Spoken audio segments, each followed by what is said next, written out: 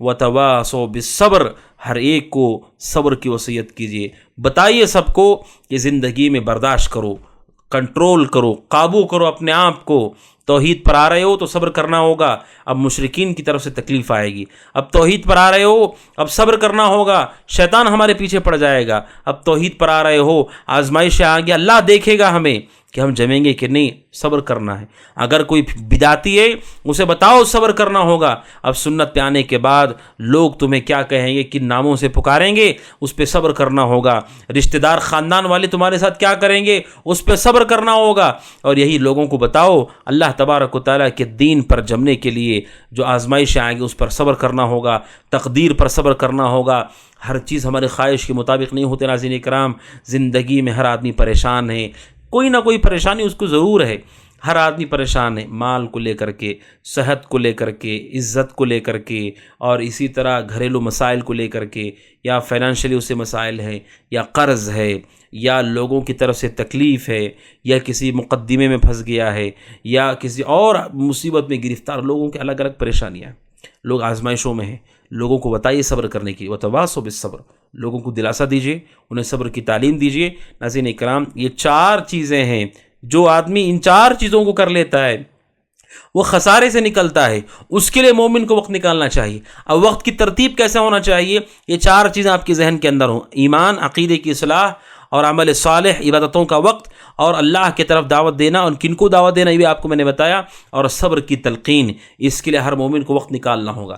اور وقت نکالنے کا طریقہ کیا ناظرین کرام، سب سے پہلا طریقہ اس کا یہ ہے، مردوں سے متعلق پہلے باب میں آپ کو بتاتا ہوں۔ سب سے پہلے مرد، وہ لوگ جو نوکریوں پر ہوتے ہیں، ڈیوٹیوں پر ہوتے ہیں، ناظرین اکرام، ان کے لیے اللہ تبارک و تعالیٰ نے آسانی میسر کی۔ کئی لوگوں کے کام ایسے جگہ پر ہوتے ہیں، ان کے اطراف کئی لوگ ہوتے ہیں، کئی لوگ ان کے اطراف ہوتے ہیں۔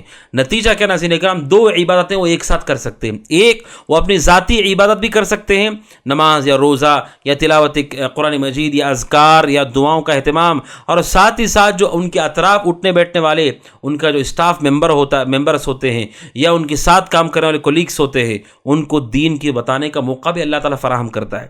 لہٰذا وقت نکالیے اپنے آپ کے لیے بھی، اور ان کو سمجھانے کے لیے باتوں ہی میں، گفتگو کے دوران ہی بتاتے رہیے۔ یہ دونوں کا موقع ان کے پاس ہوتا ہے۔ اور جب گھروں سے وہ اپنے گھروں کو لوٹ کر کے آتے ہیں، اولاد کے لیے وقت نکالیے۔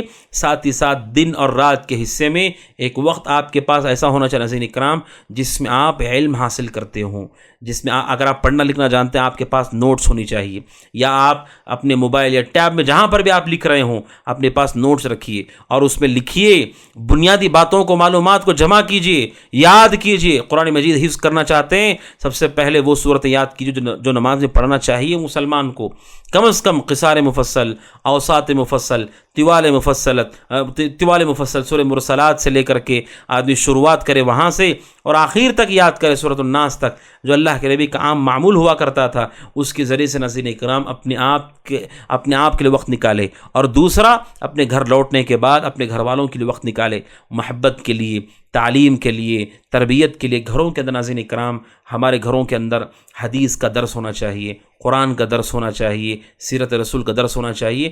ہمیں مسائل فتوے نہیں دینے ہیں، کوئی اچھی کتاب ایسی ہو جو آپ پڑھ کر کے سنائیں گھر والوں کو، یا اہل علم کے بیانات موجود ہیں الحمدللہ یوٹیوب پر، اگر کتنا اچھا ہو کہ میاں بیوی یا گھر والے سب مل کر کے روزانہ یا ہفتے میں 1 دن یا 2 دن ٹی وی پر یا ٹیب پر یا اپنے موبائل پر کسی عالم دین جو معتبر ہوں، سلفی ہوں، توحید پرست ہوں، ان کے بیانات کو سنیں۔ اس سے کیا ہوگا ناظرین اکرام، آپ کی 2 ذمہ داریاں ادا ہوں۔ اگر آپ کے ذریعے سے اس کی شروعات ہو رہی ہے تو ایک تو آپ کو بھی فائدہ ہوگا، اور دوسرا آپ نے دعوت اللہ کا کام کیا ہے۔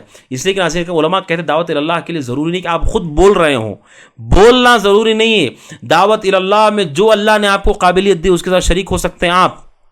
اگر کتاب آپ کے پاس، یا آپ نے کسی کو کتاب دے دیا، تو کیا آپ نے دعوت کا کام نہیں کیا؟ اگر آپ نے کسی کو DVD دی، کیسٹ دی آپ نے، یا پھر آپ نے کوئی لنک بھیجا جس کے اندر علماء کے بیانات ہیں، کہ آپ نے دعوت کا کام نہیں کیا؟ یا علماء کے بیانات کو آپ نے نوٹس کی شکل دی، یا اسے پرنٹ کرایا، یا آپ نے اسے پامفلیٹ کی شکل دی، یہ سب دعوتی کام ہے۔ اس لیے کہ ہر آدمی عالم نہیں ہے کہ وہ لوگوں کو سمجھا سکے یا فتوے دے سکے۔ اللہ نے جو قابلیت دی اس کے ذریعے سے وقت نکالے۔